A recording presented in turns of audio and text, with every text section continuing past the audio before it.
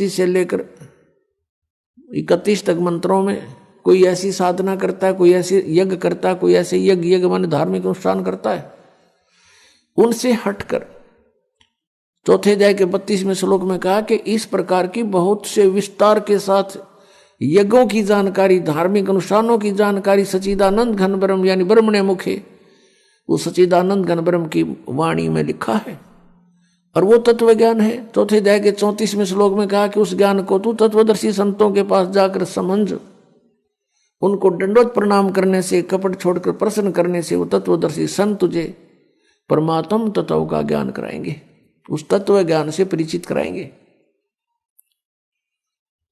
तो यहां 15वें अध्याय के 1 से लेकर 4 में तत्वदर्शी संत की पहचान बताई है। वो कैसा होगा?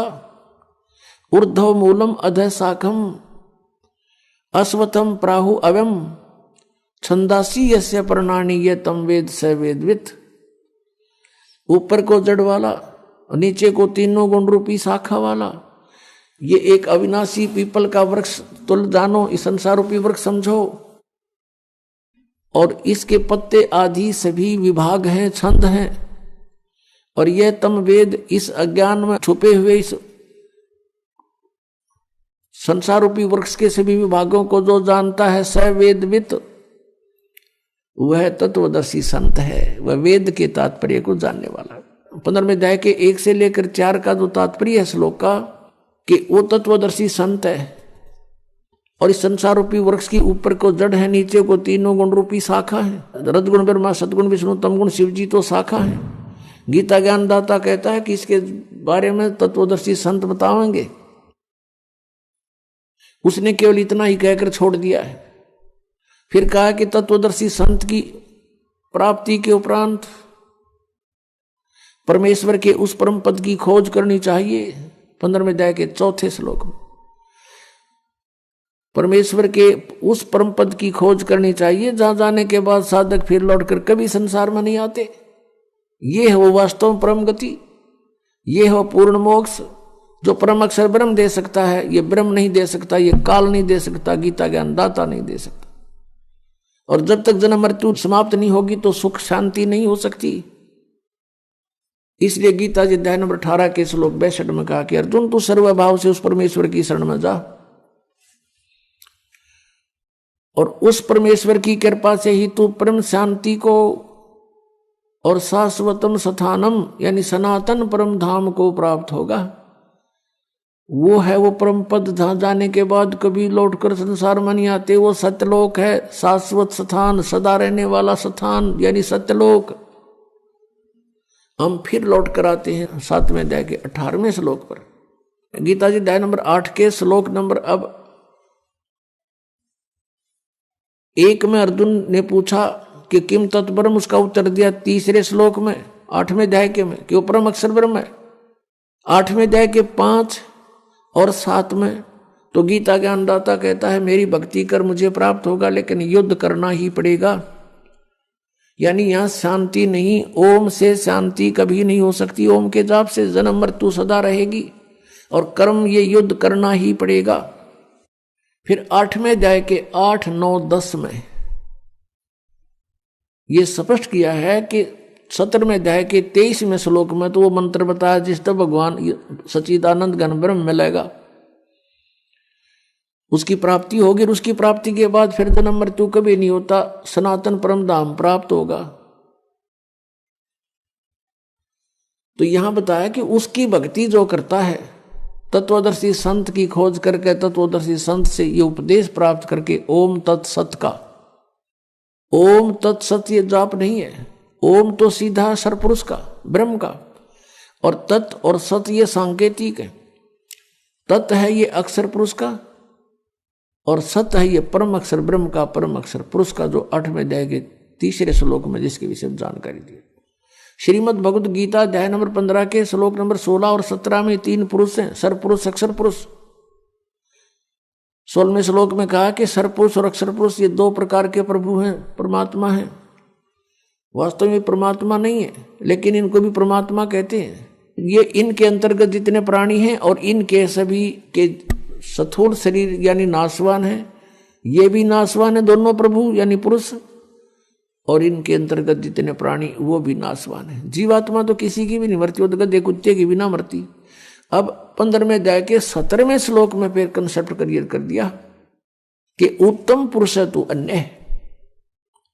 उत्तम पुरुष वो श्रेष्ठ परमात्मा, वो परम अक्षर ब्रह्म की तरफ संकेत है, जो संसार रूपी वृक्ष की मूल है और उस मूल से सबको आहार प्राप्त होता है। पूरे संसार रूपी वृक्ष का उसी से पोषण होता है, वृद्धि को प्राप्त होता है। तो 15वें अध्याय के 17वें श्लोक में गीता ज्ञानदाता कह रहा है कि वो उत्तम पुरुष है तू अन्य, और परमात्मा इति उदाहरते, जिसको परमात्मा कहा जाता है। और वो उत्तम पुरुष श्रेष्ठ परमात्मा तो कोई और है 16वें श्लोक में वर्णित इन दोनों सरपुरुष और अक्षर पुरुष से कोई और है। वो कौन है? वो परम अक्षर पुरुष है। परम अक्षर ब्रह्म कहो, परम अक्षर पुरुष कहो, उसको पूर्ण ब्रह्म कहो, या उसको सत्य पुरुष कहो। सत्य माने अविनाशी, पुरुष माने प्रभु।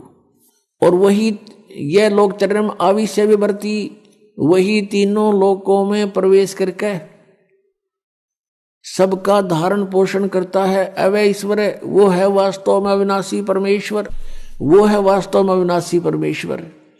अब 8वें अध्याय के 8, 9, 10 श्लोक में स्पष्ट किया है कि अर्जुन जो उस परम अक्षर ब्रह्म की साधना करता है, जो 8वें अध्याय के 3 श्लोक में गीता ज्ञानदाता जिसके विषय बता रहा है, उसकी जो भक्ति करता है उस मंत्र से, जो तत्वदर्शी संत से प्राप्त करके, वो फिर उसी को प्राप्त होता है, उसको प्राप्त होता है। तो वो अविनाशी परमात्मा है, वो तो सतलोक में रहता है, सनातन परम धाम में रहता है।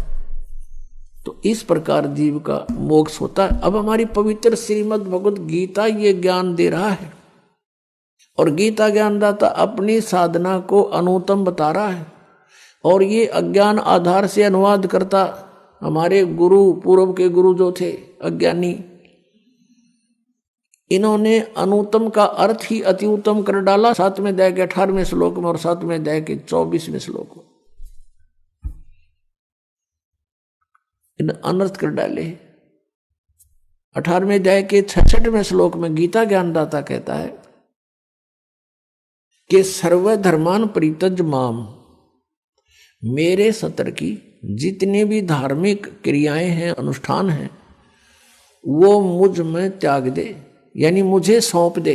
जैसे ओम तत् सत में 3 मंत्र है। ओम तत् ये सांकेतिक है, सत भी सांकेतिक है। ओम तो ब्रह्म का है। कहते मेरे सतर की जितनी पूजाएं तूने की हैं वो मुझे दे दे, और उसके पश्चात उस परमेश्वर की एकम शरणम व्रज, एकम जिसके बराबर दूसरा ना हो, अद्वितीय सर्वशक्तिमान यानी परम अक्षर ब्रह्म, उसकी शरण में व्रज माने जाना होता है। इन अज्ञानियों ने सबने व्रज माने आना कर रखे, आ जा मेरी शरण में आ जा। फिर ये गीता ज्ञानदाता कहता है कि अहम तवा सर्व पापेभ्यो मोक्षामि मा शुच, फिर मैं तुझे सब पापों से मुक्त कर दूंगा, तू चिंता ना कर। हम क्या करते रहे, जैसे तत्व ज्ञान के अभाव से परम संत मिले नहीं, ओम नाम का जाप, और गीता जी अध्याय नंबर 3 के श्लोक नंबर 10 से लेकर 15 में जो अनुष्ठानों की जानकारी दी है, यज्ञों की, वो 500 यज्ञ करते रहे, ओम नाम का जाप करते रहे, और इसके प्रतिफल को हम ब्रह्मलोक प्राप्त करके वहां भोगते रहे। और ब्रह्मलोक में जाने के बाद फिर हम वापस जन्म मृत्यु में रहे, हमारे ऊपर यह दंड बना रहा, और पाप के आधार से हम नरक भी जाते रहे। अब जब हमें परम अक्षर ब्रह्म मिल जाते हैं, उस सतनाम के जाप से, 2 अक्षर के सतनाम के जाप से हमारे पाप नाश हो जाते हैं।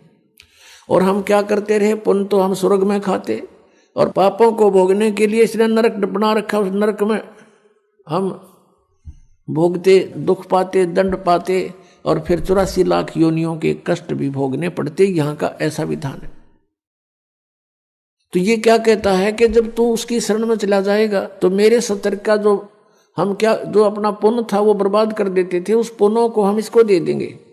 हम इसके ऋणी हैं। कैसे ऋणी हैं कि इस काल भगवान ने 70 युग तपस्या करके और 64 युग एक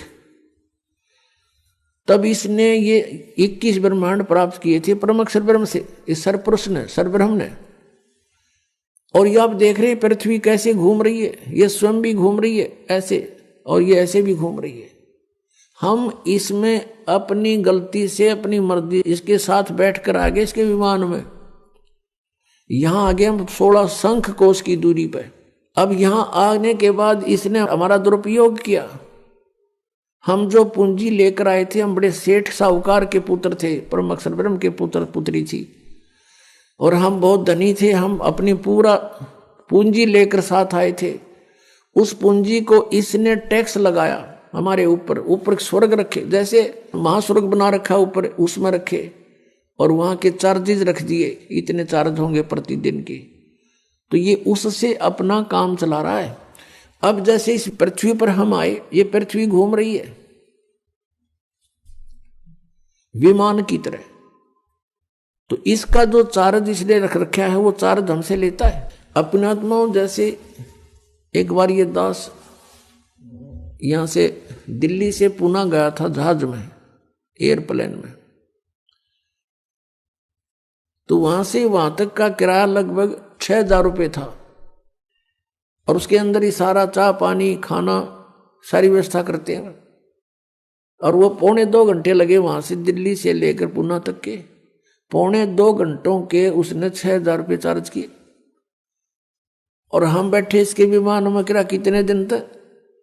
तो ये कहता मेरा किराया दे मुझे, जब छोड़ूं तुझे, हम फिर इसका किराया दे देंगे इसको। अब फिर हम इसके जो पूंजी को बर्बाद करते थे वो ना करके, इसका जितना चार्ज है इस भक्ति का, इसके 70 की भक्ति का, इसको दे देंगे। फिर ये हमें गधे कुत्ते सुअर नहीं बनाएगा या बांध कर नहीं रखेगा। इसलिए 18वें अध्याय के 66वें श्लोक में ये गीता ज्ञानदाता सरपुरुष है, श्री कृष्ण में बोल रहा है। ये ब्रह्म है, ये काल है, 21 ब्रह्मांड का स्वामी है। हम इसके लोक में यहां रह रहे हैं। तो ये कह रहा है कि मेरे 70 की सर्वधर्मान परित्यज माम, 18वें अध्याय के 66वें श्लोक, मेरे 70 के सभी धार्मिक अनुष्ठान पूजाएं मुझे दे दे, मुझे त्याग दे, छोड़ दे, मेरा ऋण मुक्त हो, मेरा कर्जा दे। फिर एकम शरणम व्रज, फिर उस सर्वशक्तिमान परमात्मा की शरण में व्रज माने जाओ, परम अक्षर ब्रह्म की शरण में जाओ। अरे इन अज्ञानियों ने सबने अनुवाद कर रखा आओ, यानी गो माने जाना होता है, अंग्रेजी का वर्ड है। और कोई गो माने आना लिखता है, कितना विद्वान होगा वो, अंडरस्टूड है। और इन अज्ञानियों ने ऐसा कर रखा, आज तक हम आंखें बंद करके इनको महाविद्वान मानकर इनकी सब अज्ञान और ज्ञान को हम स्वीकार करते रहे, सत्य मानते रहे। इन्होंने हमें डबो डाला। अब श्रीमद् भगवद गीता में श्री कृष्ण जी का कोई रोल नहीं है, ये पूरा रोल काल का है। काल ये सरपुरुष है, किस ब्रह्मांड का स्वामी है। और इसने यहां सांप लगा हुआ 1 लाख मानव शरीरधारी प्राणियों का निताहार करने का, जिस कारण से इसने हमें अज्ञानी बना करके यहां बाई फोर्स रोका हुआ है, बलपूर्वक रोक रखा है। सब कार्य बलपूर्वक करवाता है। हमारे अंदर ऐसा इसने फीड कर दिए गुण कि हम ये प्राणी विवश होकर के उनके बस कार्य करता। जैसे कोई शराब भांग पी लेता है, फिर उस जीव के बस का नहीं रहता, वो कैसी गतिविधि करे। तो ऐसे हमारे साथ इसने कर रखा है। बच्चे उत्पन्न कराता है, खाता है आप, जैसे कसाई बकरियों को इकट्ठा छोड़ देता है, वो संतान उत्पत्ति करते हैं अपनी वासना के वश होकर के, और उन बच्चों में उनकी खूब ममता भी होती है, और काल उनको कसाई खाता है और वो उनको अपने बच्चे मानते रहते हैं। यही सतीथि परमात्मा कबीर जी ने बताई कि तुम यहाँ कसाई के लोक में रह रहे हो, इस काल के लोक में रह रहे हो, और यहाँ तुम्हारी जन्म मृत्यु कभी समाप्त नहीं हो सकती, और ये दुख तुम्हें सदा बने रहेंगे।